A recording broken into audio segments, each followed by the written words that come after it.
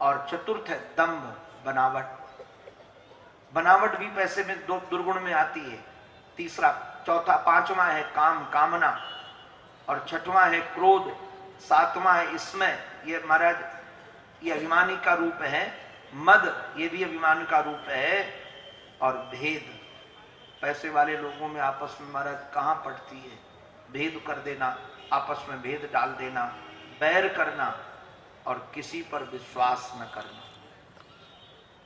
देखो पैसा वाले लोग, महेश जी ईमानदारी से बताना, अपने को छोड़कर किसी से विश्वास है तुमको?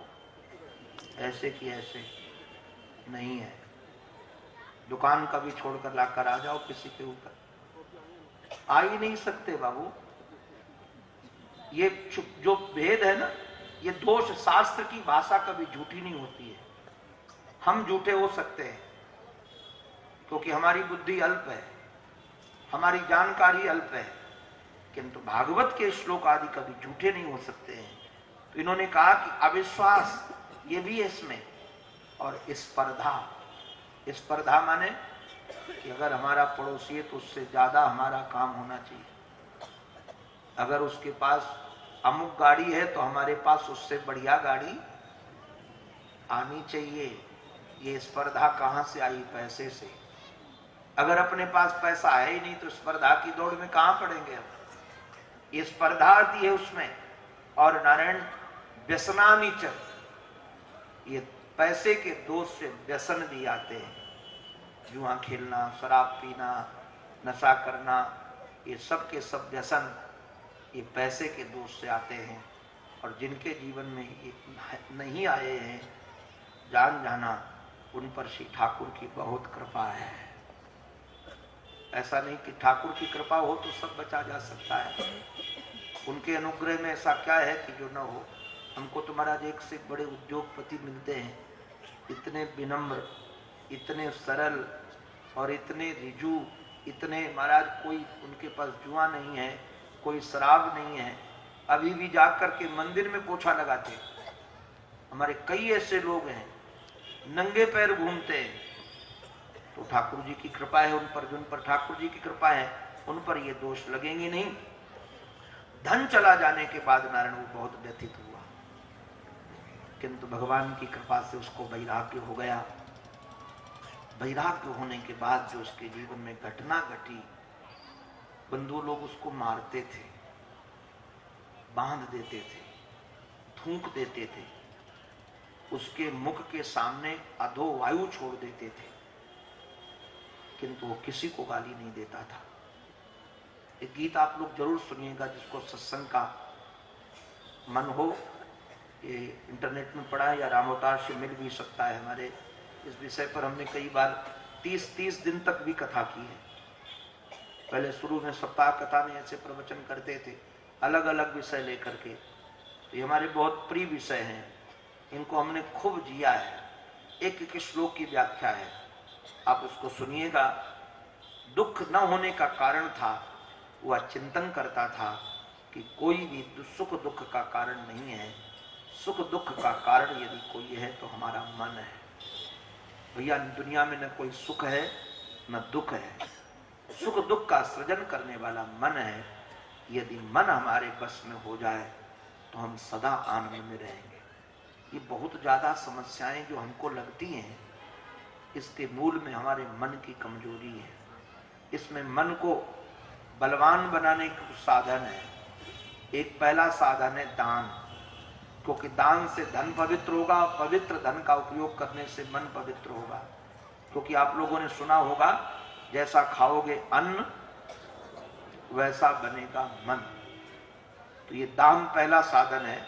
दूसरा स्वधर्म का पालन, नियम का पालन, यम का पालन, और श्रुतश्च कर्माणि च सदव्रतानि, भगवान की कथा सुनना, एकादशी आदि व्रत रखना, ये सब मन को संयम करने के साधन है। सर्वे मनो निग्रह लक्षणांता, इस प्रकार से महाराज वह गीत गाता है तो दुखी नहीं होता। बाद में भगवान ने श्री उद्धव को ब्रह्मात्म के बोध कराकर नारायण बद्रिकाश्रम भेज दिया और अपने परिवार वालों को लेकर के प्रवासक क्षेत्र में गए।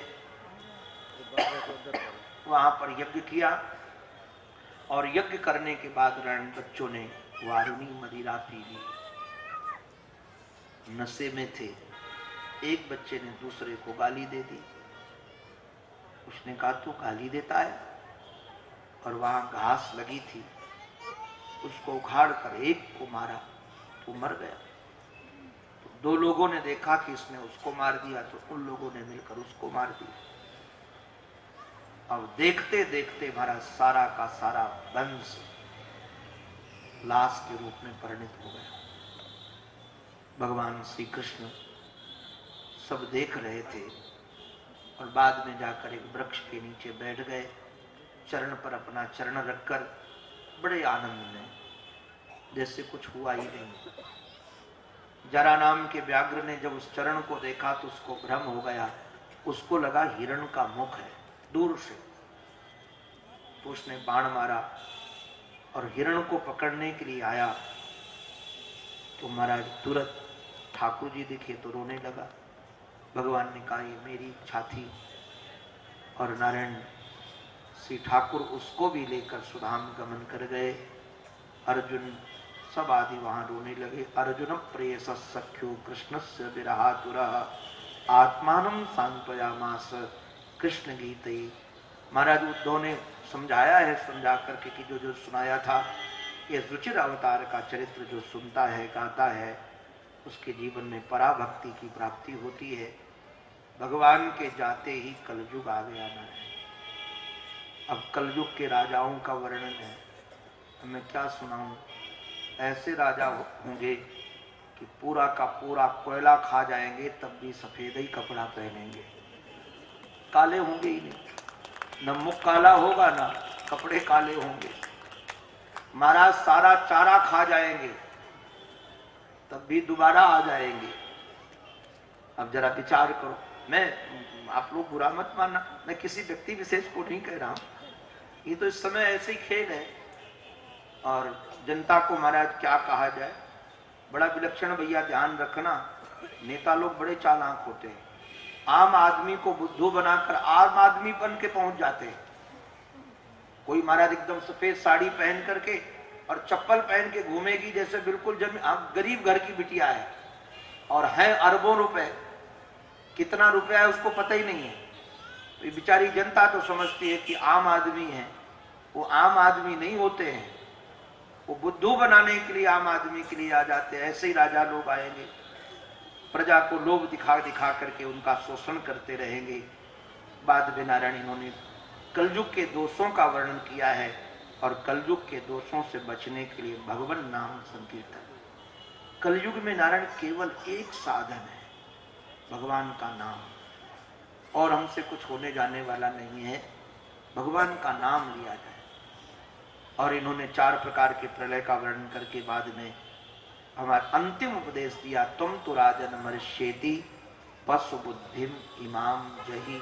अरे राजन, तुम मरोगे, इस पशु बुद्धि का परित्याग कर दो। और ये उपदेश देकर के सुखदेव जी महाराज जैसे आए थे, नारायण चले गए। राजर्षि परीक्षित का ज्ञानाग्नि से तो पहले सब दग्ध हो चुका था, केवल प्रारब्ध शेष बचा था। जाकर गंगा किनारे बैठ गए। सायंकाल नारायण ये नाग आया परीक्षित को काटने के लिए, काली नाग का रूप ही था, और महाराज ऐसा भयंकर सूक्ष्म रूप धारण करके आया तक्षक, और प्रकट होकर के इनके गले को पकड़कर डस लिया। देखते देखते शरीर राख की ढेरी बन गया, हाहाकार मच गया। बाद में हमारे जन्मेजय ने, इनके पुत्र ने सर्पों को नष्ट करने के यज्ञ किया है, ऋषियों ने मना करा दिया।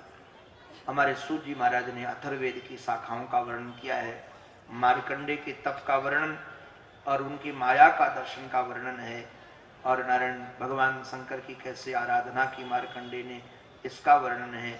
भगवान के आयुधों का वर्णन है, और पुराणों की संख्या का वर्णन है। 12वें स्कंद के 12वें अध्याय पर भागवत की सूची है। श्रीमद् भागवत महापुराण हमारे सांवरे सलोने सरकार का श्री विग्रह है। इसमें 18,000 श्लोक हैं, 12 स्कंद हैं। पहले स्कंद में श्रोता वक्ता के अधिकार का वर्णन है, जिसमें सूत सौनक की चर्चा भी है, जिसमें वेदव्यास नारद जी की चर्चा भी है, जिसमें सुखदेव और परीक्षित की चर्चा भी है। परीक्षित के वंश का बड़े विस्तार से वर्णन है, कैसे इनको शाप लगा इसका वर्णन, घर द्वार छोड़कर हरिद्वार की ओर गए तो सुखदेव जी महाराज प्रकट होकर आते हैं। उन्होंने द्वितीय स्कंद में साधना बताई है। द्वितीय स्कंद साधन स्कंद है, इसमें 10 अध्याय हैं। बाद में तृतीय स्कंद में सर्ग का वर्णन है और चतुर्थ स्कंद में विसर्ग का, विसर्ग माने विशिष्ट सर्ग, विशेष प्रकार की सृष्टि। पंचम स्कंद में भूगोल खगोल का नारायण वर्णन है। छठवें स्कंद में भगवान का कैसे तदनुग्रह, पोषणम तदनुग्रह, पोषण का वर्णन है। सप्तम स्कंद में 15 अध्याय हैं। 10 अध्याय में प्रहलाद जी का चरित्र है। 5 अध्याय में सनातन धर्म का वर्णन है। 8वें स्कंद में मनवंतरों के माध्यम से भगवान के अवतार की चर्चा है। किसी मनवंतर में भगवान हयग्रीव बनते हैं, किसी मनवंतर में भगवान हरि बनते हैं, किसी मनवंतर में भगवान कमट बनते हैं, तो किसी मनवंतर में महाराज हरि का रूप कमट का रूप तो धारण करते हैं, उसी में मोहिनी भी बन जाते हैं, धनवंतरी भी बन जाते हैं।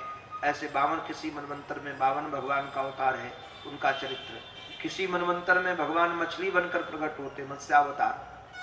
ऐसे महाराज ये स्कंद पूरा हुआ। 9वें स्कंद में 24 अध्याय है। 12 अध्याय में सूर्यवंश का वर्णन जिसमें राम का जन्म है, और 12 अध्याय में चंद्रवंश का वर्णन जिसमें श्री कृष्ण का वर्णन है विशेष रूप से। 10वें स्कंद में 90 अध्याय है। भगवान के जन्म की भूमिका लेकर के कैसे देवता लोग जाकर क्षीर सागर के सामने स्तुति करते हैं, आकाशवाणी सुनाई पड़ती है। कैसे कंस अपनी चचेरी बहन का ब्याह वसुदेव के साथ करता है, कैसे आकाशवाणी सुनाई पड़ी तो निश्चित रूप से उसको मारने के लिए उद्यत हो गया। फिर भगवान के प्राकट्य का भी वर्णन है, कैसे गोकुल गए लीला किया, कैसे वृंदावन आकर के मधुर मधुर लीलाएं करते हैं, कैसे कंस का उद्धार करते हैं। अध्ययन करने जाते हैं और अध्ययन करके आकर श्री कृष्ण कैसे श्री उद्धव जी को भेजते हैं, जरासंध आदि से युद्ध करते हैं, बाद में द्वारिका बनाते हैं, 16,108 ब्याह करते हैं। इसका सब विशद वर्णन है। कैसे सुदामा पर अनुग्रह करते हैं, इन सब कारण यहाँ वर्णन किया गया है। बाद में भगवान की सुधाम गमन की भूमिका भी बना दी गई। हमारे श्री सूत जी महाराज कहते हैं, भैया ध्यान देने लायक बात इसमें बड़ी रसीली है। निम्नगा नाम यथा गंगा, जैसे नीचे की ओर बहने वाली नदियों में गंगा की महिमा है, वैसे पुराणों में भागवत की महिमा है। वैष्णवों में जैसे भगवान शंकर की महिमा है, वैसे पुराणों में भागवत की महिमा है। क्षेत्रों में जैसे काशी की महिमा है, वैसे पुराणों में भागवत की महिमा है। ये वैष्णवों का धन है, परमहंसों का महाराज विमल ज्ञान है। ज्ञान वैराग्य भक्ति नैष्कर्म को देने वाला है। जो उसको सुनता है, पाठ करता है, विचार करता है, उसके जीवन में निश्चित रूप से भक्ति की प्राप्ति होती है। बाद में 2 श्लोक गुनगुनाए हैं, आओ हम सब मिल करके 2 श्लोक गुनगुना लेते हैं। जो न्यूनाधिक विधि है पूरी हो जाएगी। पहले मैं बोलूंगा, उसके बाद आप सब हमारे पीछे बोलेंगे।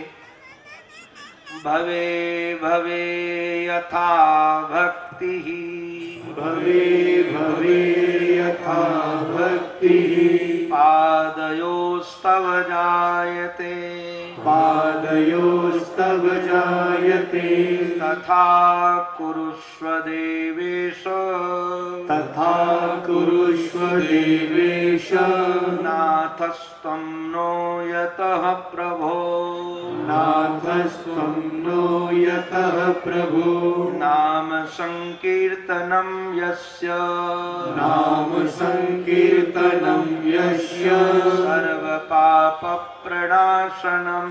सर्वपापप्रणाशनं, प्रणामो दुःखशमनः, प्रणामो दुःखशमनः, तं नमामि हरिं परं, तं नमामि हरिं परं, तं नमामि हरिं परं, तं नमामि हरिं परं, तं नमामि हरिं परं। तं नमामि हरिं परं। नारायण। इरादे बनते हैं और बिगड़ जाते हैं। भागवत वही सुन पाते हैं जिन्हें गोविंद सुनवाते हैं। भागवत की कथा पैसे के आधार पर नहीं, पुरुषार्थ के आधार पर नहीं, केवल कृपा के आधार पर सुनी जाती है। ये गोयल परिवार भाग्यशाली है। आज से 3 वर्ष पूर्व इनके चित्त में ये संकल्प हुआ था। कथा की तिथि भी निकली थी, किंतु किसी कारण से वह कथा नहीं हो पाई। बाद में इन्हीं तिथियों में हमारे महाराज श्री के लाडले, हमारा स्वभाव ऐसा है कि हमारे गुरुदेव को जो मानता है मैं उसको हृदय से मानता हूं। अपने मानने वाले की चाहे मेरे से उपेक्षा भी हो जाए, किंतु जो हमारे आराध्य की आराधना करता है वो तो हमारे लिए वंदनीय है। तो ये मित्तल परिवार, श्री बंशीधर मित्तल जी का परिवार, संयोग से तिथि तो इन्हीं लोगों के लिए निकाली गई थी, किंतु हमारे आत्मी मनोज ने कहा कि वो कथा मैं करवाऊंगा। तो सभी भाइयों ने मिलकर इन्हीं तिथियों में हम लोगों ने पिछले साल बड़े धूमधाम से कथा सुनी। फिर इन्होंने उसी समय कहा कि महाराज जी यही तिथि चाहिए, यही तिथि चाहिए। मैंने उसी समय ये साल भर पूर्व ही कथा की तिथि निकाल कर दे दी थी, किंतु मैं सच कहता हूं मुझे विश्वास नहीं था कि कथा होगी। अंतःकरण की बात मैं कह रहा हूं।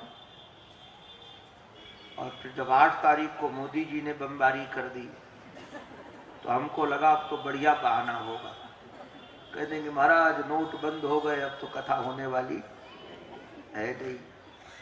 तो हमारे लिए कई तिथि के लिए तैयार बैठे थे लोग। तो हमने सोचा ये अपने आप कहेंगे तब हम दूसरे को दे देंगे, किंतु ठाकुर जी की कृपा इन पर, हमारे पूर्वजों की भी कृपा। हम श्री रतनलाल जी का भी स्मरण इसमें हम करेंगे, क्योंकि अबोहर लाने का संकल्प उन्हीं महापुरुष का था। और पहली कथा में जब धर्मशाला में कथा हुई थी तो वो महापुरुष उसमें पूरे लगे थे, पूरे परिवार को लगाया था। आज ये परिवार यदि मेरे संबंध में है तो उसी महापुरुष की वजह से है। इस परिवार को मिलाने वाले हमारे श्री रतनलाल जी हैं। जहां भी हों मैं उनको वंदन करता हूं और श्री ठाकुर जी से प्रार्थना करता हूं कि इस कथा का पुण्य उनको भी मिले, जिससे वो जहां भी रहे आनंद में रहे। फिर ये हमारा संपूर्ण परिवार, हमारे पूज्य श्री सत्यनारायण जी, महेश जी, विनोद जी, हमारे महेंद्र जी, ये सब हमारे अपने हैं। और अपने होने के कारण कई बार इनको हक से मैं डांटता भी हूं, प्यार भी करता हूं। हक से डांटता हूं। कहीं कुछ लगता है कि जरूरत है तो बेधड़क को होकर के इनको मैं कहता हूं। शायद इतना मैं इनको कहता हूं, भारत में या क्या विदेश में मैं किसी को इतना कभी कुछ नहीं कहता। क्यों कहता हूं वो मुझे भी पता नहीं।